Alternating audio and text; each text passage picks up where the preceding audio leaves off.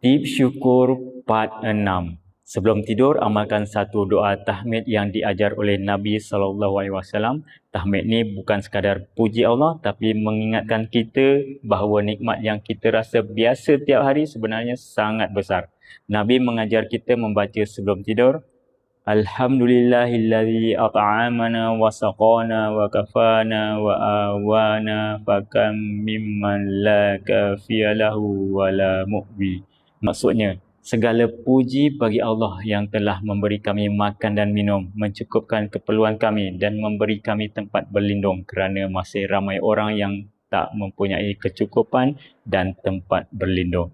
Cuba bayangkan, hari ini kita dapat makan, dapat minum, ada rumah untuk berehat dan tidur dengan selamat. Sedangkan di luar sana masih ramai yang tak cukup makan dan tak ada langsung tempat berteduh.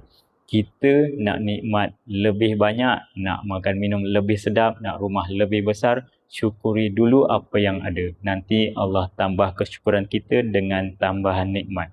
Jom amal sebelum tidur malam ni.